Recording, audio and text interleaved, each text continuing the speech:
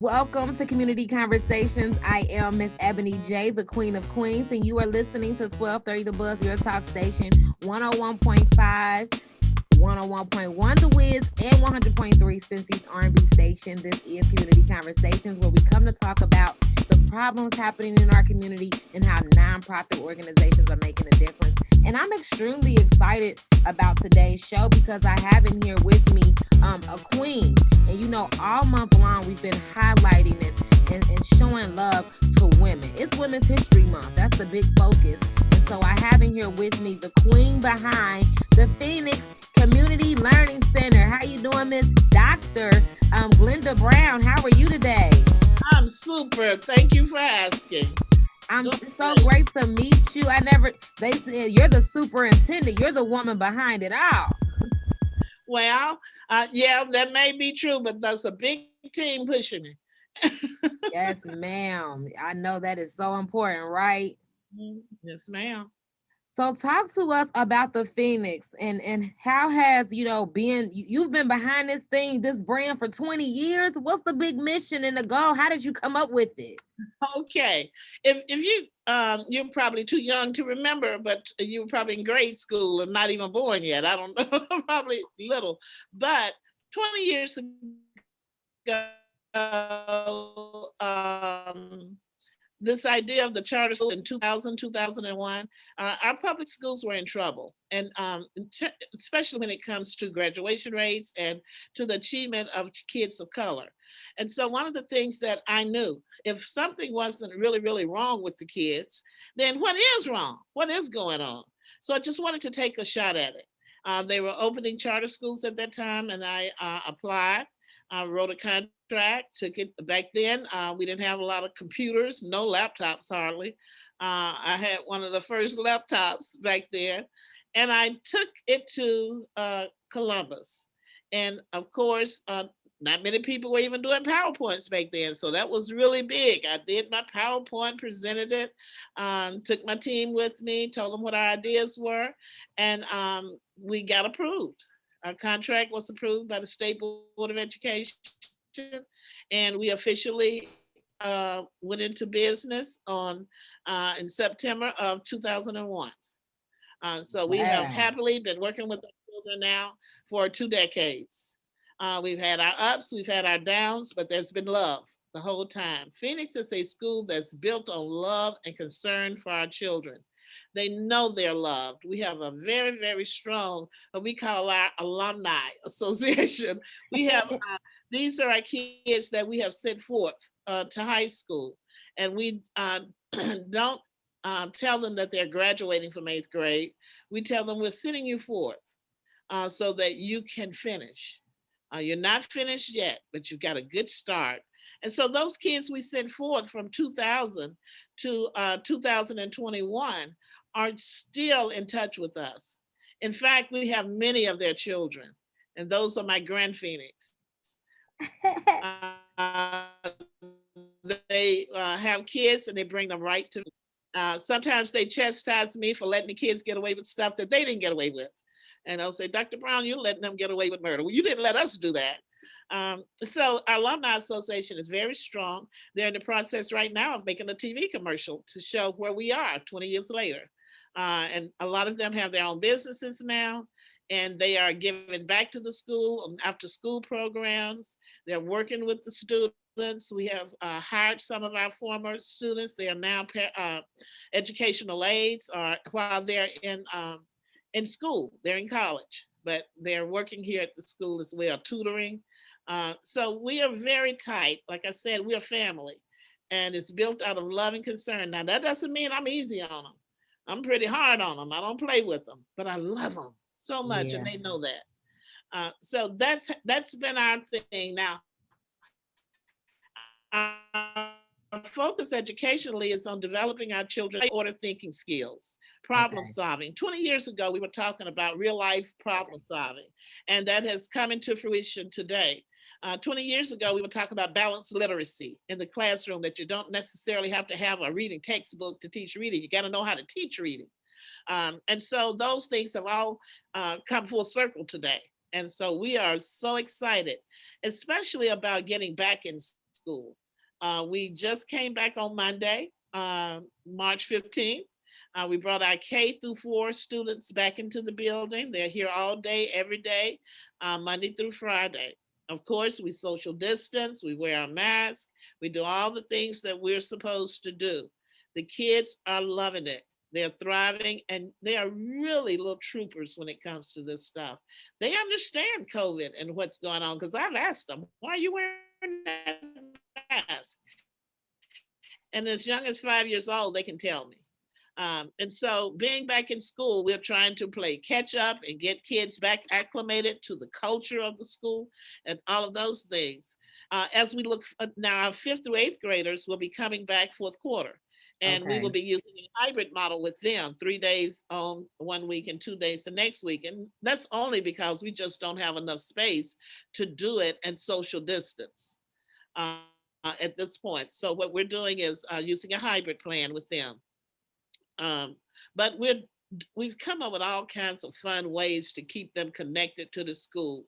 We can only do one class at a time, but we're having class field days where you go out by class and you can do some activities and social distance at the same time. You can have relay races and you can do all the stuff that it takes to secure their social and emotional behaviors and attitudes, because a lot of kids lost some social skills this past year. They weren't around people a lot, except in their house. Yeah. Couldn't contact their friends the way they wanted to. So we want to bring some joy back into their lives. And we want school to be joyous for them.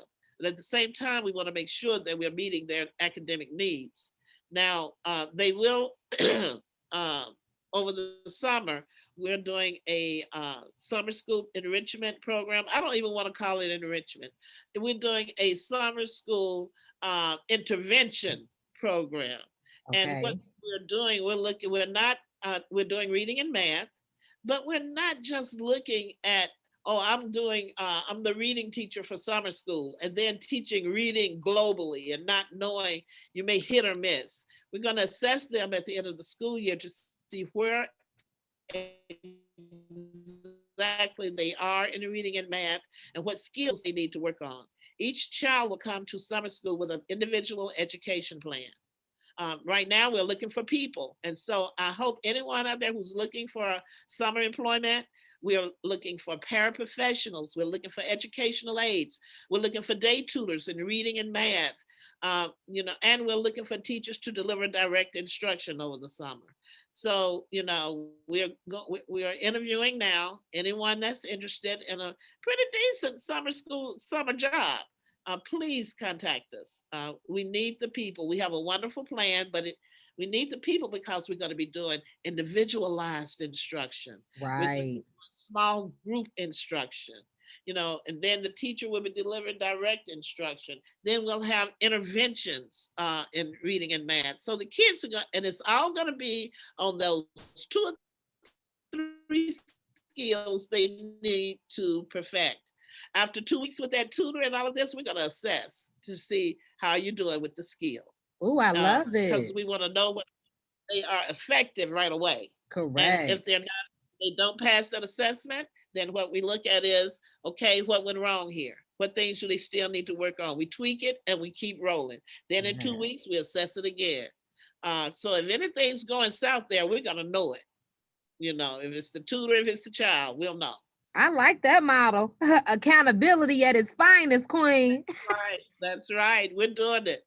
Our 5th through 8th graders are going to be doing math and reading academies. They're older. We're calling it a little different.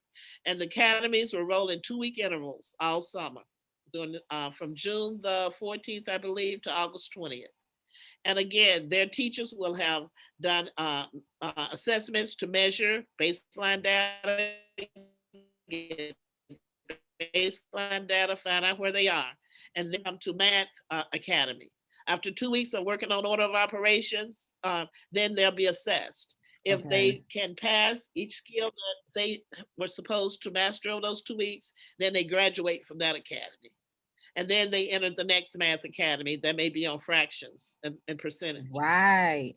So is it almost like getting them caught up to the things that they may have missed? Are you basically testing to make sure, boom, all year y'all been virtual. Did uh-huh. you comprehend what you were learning virtually? And if you didn't, boom, come to summer Yeah, school, we're gonna get you those things that you missed. our assessment tools will show it. They'll show Yes, detail down to the skill and the standard, so that we're not all over the place with them, and we know exactly what it is we want them to learn.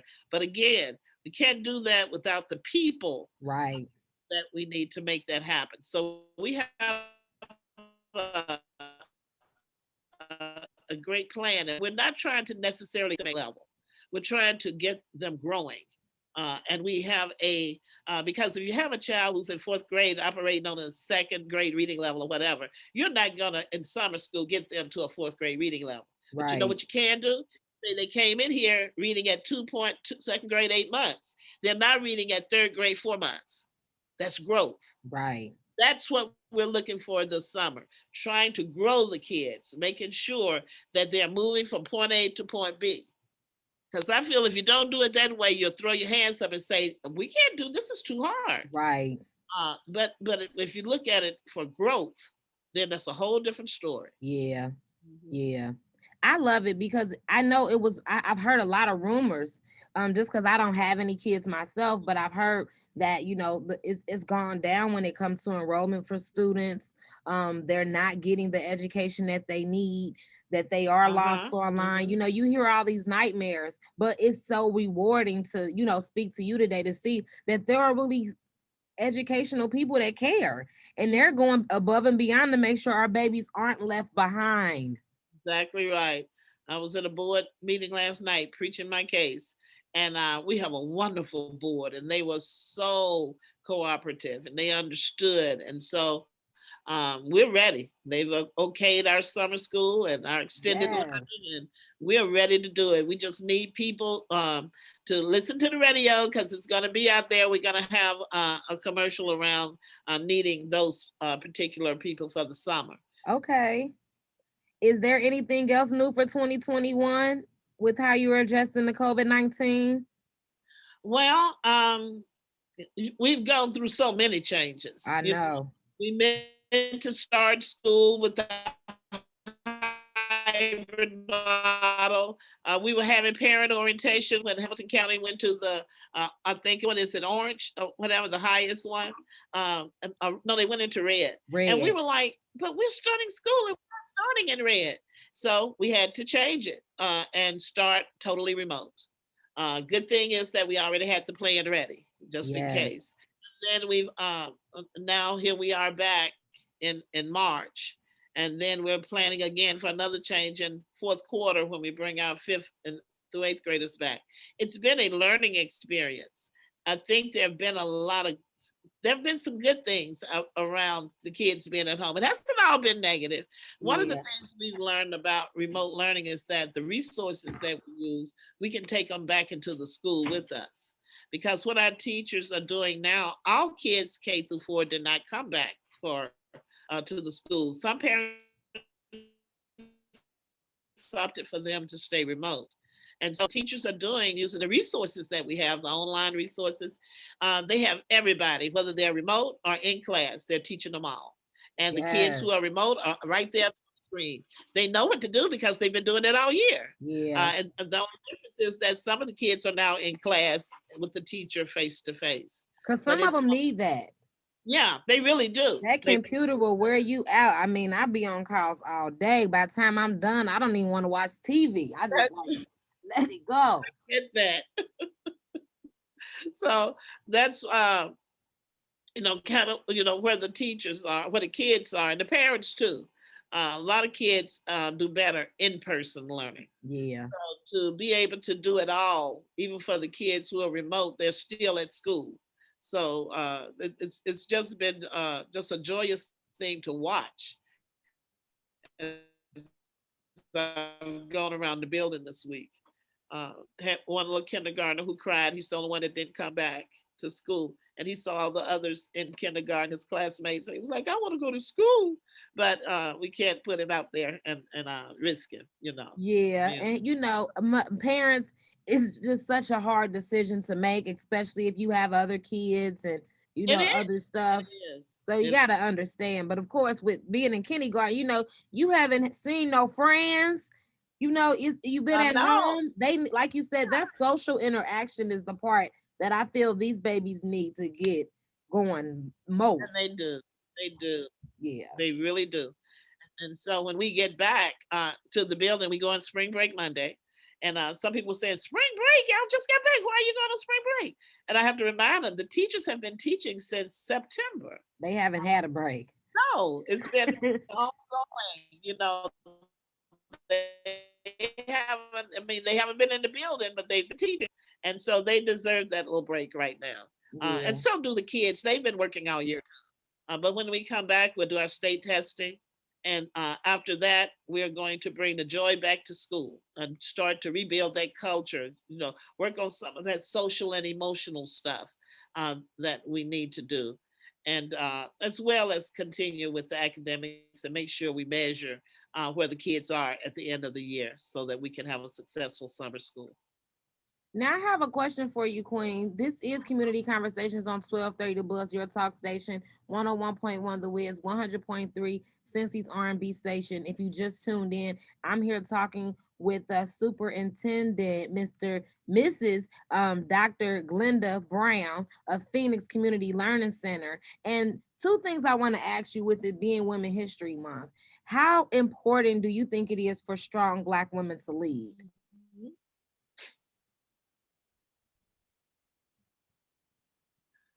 We already doing it. How the question probably could be, how difficult is it for people to acknowledge that Black women are leading? I And like we've that one. always been leaders. Yeah. You look back at us historically, it's been the women, it's been the Harriet Tubmans, it's been the Soldier of Truths, it's been those Correct. just bringing on history, strong Black women. I think it's important that we lead, and I think it's important that we know our worth, and that we don't hesitate to get out front and say what it is that we believe. Um, I think sometimes in our society, women get that second class kind of thing, oh, well, a man needs to do it, or let's get a man to do it. And I have no problem with that.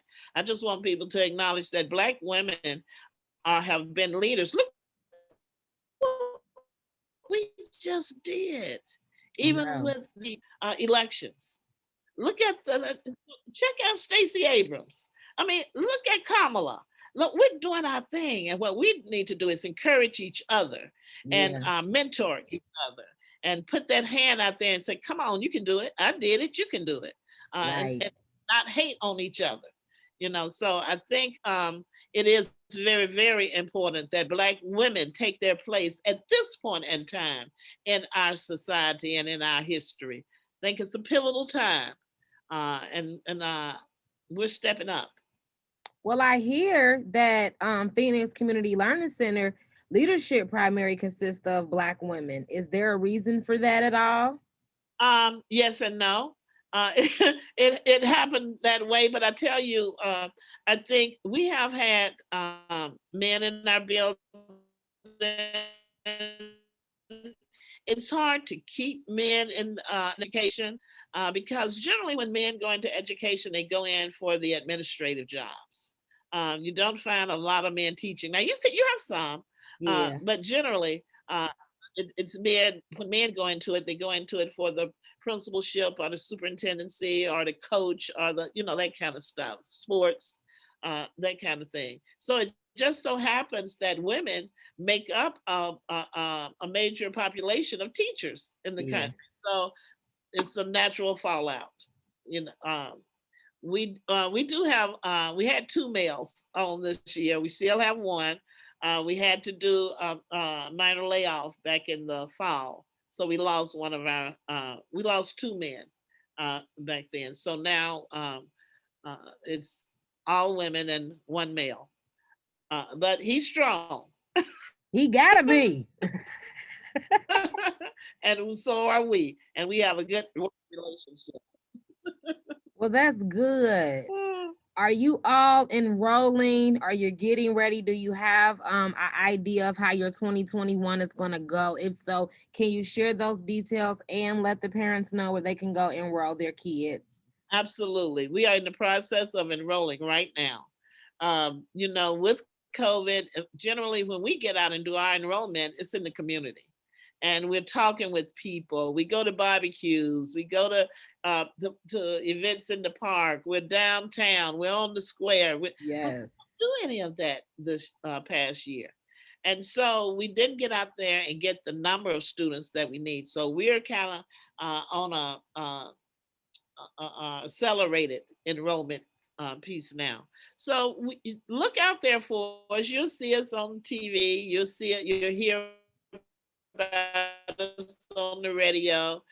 We have a whole campaign going. If you're interested in enrolling your child at Phoenix Community Learning Center, all you have to do is call 351-5801 and state your interest in enrollment, and we'll take it from there. You can also go to our website at phoenixclc.org, and you can actually start the enrollment process right there online. And we will be notified automatically and we'll get in touch with you.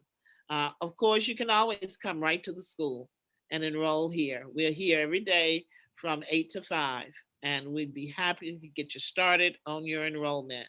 There is an interview that's part of the process to make sure we're matched for each other, because we don't fool with any foolishness. Uh, Period.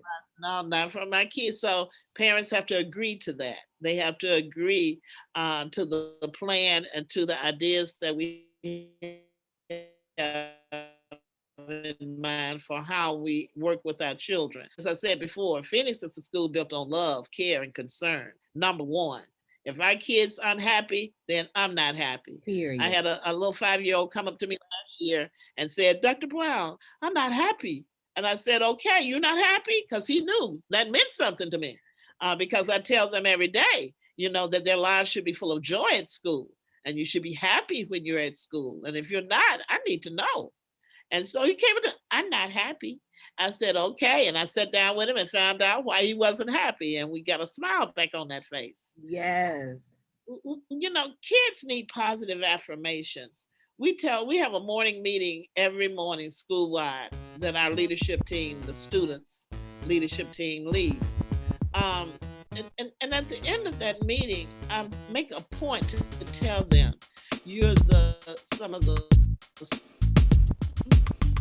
smartest kids in this city. You go to one of the schools in this city, and that makes you're unique. You are extraordinary.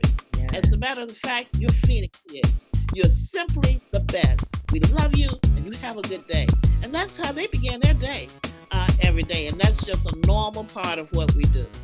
Um, and I think if kids feel like they belong and they feel like the teachers care about them and the Yes. superintendent and the principal, even when we have to, get after them about stuff, they still feel the love coming through. Right. Um, and so I think that's important for our children, that they can connect and relate to the people who are there to serve them. And we are here to serve them. They're not here to change themselves for us. And I Period. remind teachers that all the time. We are, this is a service we provide, and they are clients. And we have to remember that if somebody's going to do some changing, it's going to be us, to make sure that we are Yes. accommodating and meeting the needs of our parents and the kids. And that's the most important thing to me. Not always a popular opinion, but that is my opinion and my philosophy. I'm so glad we got to speak today, Dr. Brown. You are truly amazing. Well, thank you, my dear. So are you. I'm I glad I got love the great things that you're doing over there. I want you to keep it up. If you need anything from me, just let me know. If there's a website that they need to go on for enrollment or to learn more about you all, can you share it with us before we go?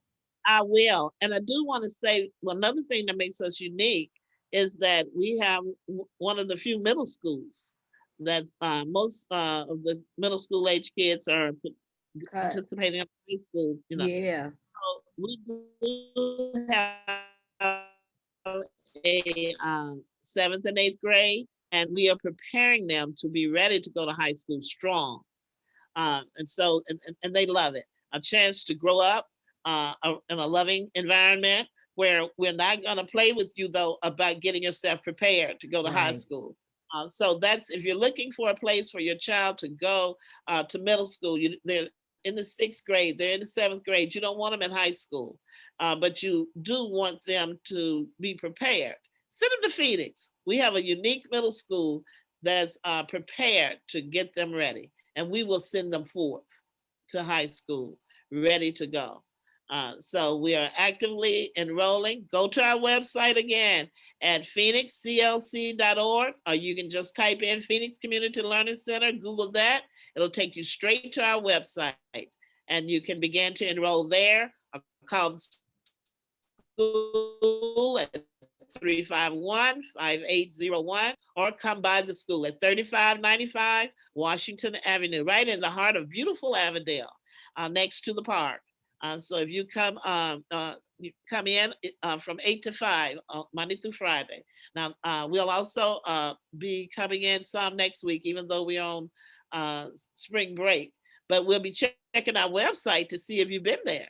And if you've been to our website, we will call you and we will set up an appointment to talk to you and have that interview. Make sure you're a match for Phoenix, and Phoenix is a match for you. We're not just trying to enroll kids. We're trying to enroll kids and parents who want to be there, who agree with our philosophy, and who want their children in a caring and loving place during the school day. Yes. Dr. Glenda Brown from Phoenix Community Learning Center, right here on 101.5, 1230 The Buzz, your talk station, 101.1 The Wiz, and 100.3 Cincy's R&B station. This is Community Conversations.